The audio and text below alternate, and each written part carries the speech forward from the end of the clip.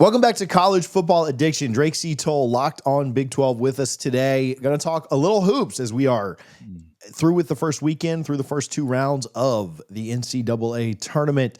And Drake, a conference that certainly got all of the shine, and we'll give them a little bit here, I'm sure, when we do this, was the SEC. But the Big 12 maybe having the best first weekend of the tournament to start things off. Well, it just so happens that big, mighty SEC that was historically good in college basketball this year might not be as mighty as we expected. Now, good, sure. They're still very solid. Auburn and Florida could win national championships this year, but the SEC, third behind the Big 12 and the Big 10 in winning percentage this March. The Big 12 is 10-3 overall, sending schools like BYU to the Sweet 16, which was unexpected. You could argue that Arkansas going to the Sweet 16 was unexpected, but let me remind you, TJ, and everybody else listening, their head coach is John Calipari, right? If you hire John Wooden, if you hire Rick Pitino to be your head coach, if you hire some of these legends, Jay Wright, then going to the Sweet 16 is just kind of expected and normal. That's what those guys do. Kevin Young is a first-year head coach in college basketball, and the Big 12 at a 77% win percentage, 10-3 overall. The Big 10 at 75% at 12-4. They've also showcased, I think the Big 10 has showcased, they are deeper than the SEC, better than the SEC, and yeah, the Southeast Conference has 7 teams in the Sweet 16. That's what happens when you allow the entire league to be there despite schools that were 6-12 in conference play, almost telling Big 12 schools or Big 10 schools, hey, play as few conference games as you want. The committee is not going to count your conference record. They're only going to count net. So what happened is the SEC had a really good non-conference. I'll give them their flowers there. But when you get into conference play after that, you can only beat each other.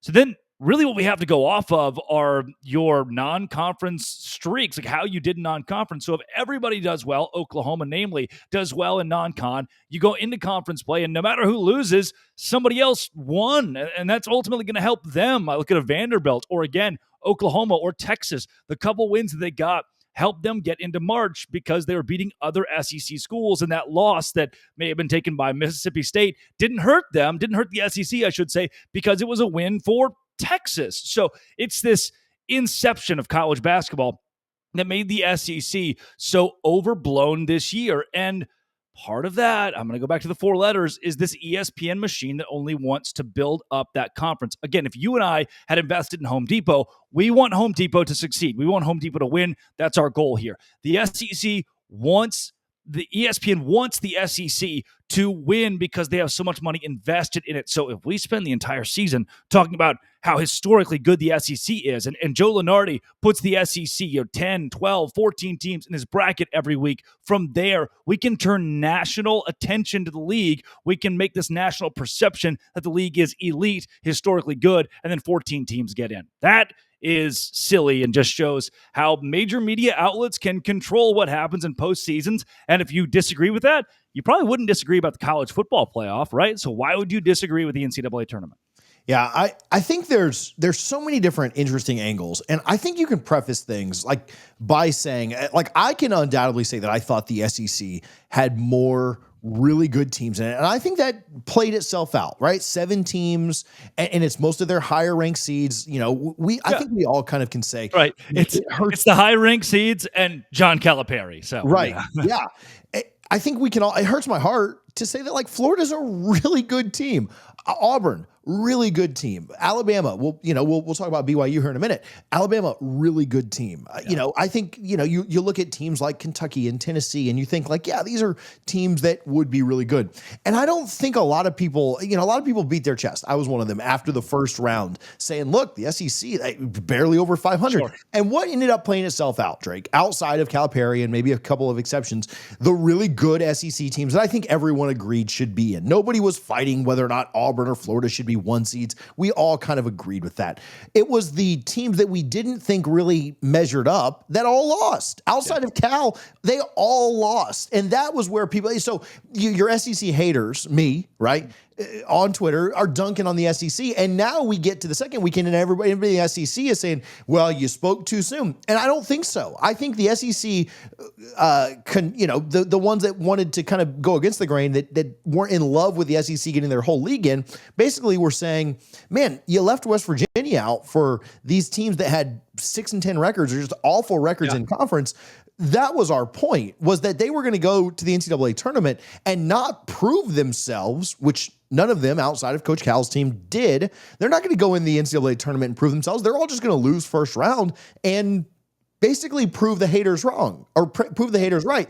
And the SEC folks have now turned it on the other side and saying, well, see how good the SEC really was. No one doubted that the 7 teams that are in the Sweet 16, with the exception again of Arkansas, maybe, nobody really doubted that those top 6 should have been in or that those top 6 would go far. Listen, I expect most of the SEC teams, most of the 7 that are in, I think most of them win in the next round, right? Now, am I saying that all 7 win or 6 of the 7 win? Maybe not. But I expect Florida to win. I expect Auburn to win. I think Bama's got a challenging matchup with BYU, but it's not going to shock anybody if a 5 or 6 point favorite in Bama wins in the next round. I think Tennessee likely wins in the next round. So, yeah, they're probably going to put 4 or so, maybe even 5 teams into the Elite 8. And then they will beat their chest and say, yeah, see, we told you the SEC was so good. Nobody argued that the SEC wasn't good. We argued that the 13th team in a conference probably didn't need to be in March Madness just because they were in said conference. I know that I've been going for a while, so I'll get your take on this. But the other thing that I'll tell you is we gave the SEC a crap ton of credit for their out-of-conference record. I think that as a season goes on and you see how historically bad some of those out of conference wins were, like they beat their chest back in November about how they dominated the ACC. Is that really impressive right now?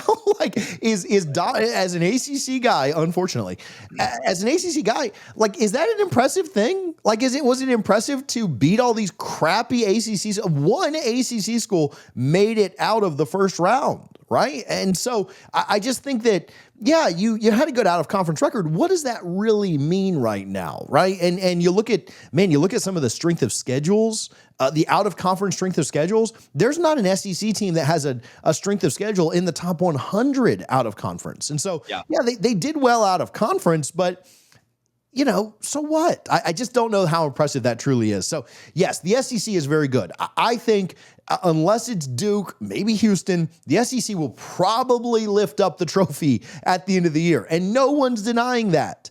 However, our argument always was the bottom of the league had no right to be in the tournament, and that proved itself out. Yeah, had Oklahoma missed the tournament, had Texas missed the tournament, had even a Mississippi State been left off the table here, none of us would have complained. Those schools weren't going to make a run anyway, and this is a year that is very top-heavy in general. Duke is not an SEC team. They are still one of the best schools in the country. Houston, not an SEC team. Who plays Purdue, who's not an SEC team. Or Maryland, the Crab Five, right? Michigan State. Those are teams that could all make Final Four runs this year that aren't in the SEC, and they all deserve to be in March Madness because this is just a top-heavy year in college basketball. It's not that the SEC is this world-beating generational league. It's the fact that really good talent will go to the top now. We're not going to see as many upsets. Reason being, the best player on St. Peter's, the best player at Longwood is going to leave to play for Houston or Michigan or Auburn or Maryland, and that's what's happening right now. It's just top-heavy. Whoever has the most money is going to succeed, and that's going to continue to fester in college basketball and college football the longer our NIL is treated the way that it is. So as we sit, the SEC isn't this wild, crazy monster. No, it's 6, 7 really good basketball teams. And the Big 12 is 6, 7 really good. And the Big 10 is 6, 7 really good basketball teams. And if you put in 12, 13, 14 schools from each of those conferences, yeah, they'll get 7 to the Sweet 16. At some point, there's math to this, right? The odds are way higher for those leagues. So you're not looking at an SEC that's going to go down in the record books as the greatest conference of all time. You're seeing really good teams at the top, and just like the rest of college basketball, whereas Texas, Oklahoma could have been left at home and nothing would have changed. Yeah, the math eventually does work itself out. Yeah.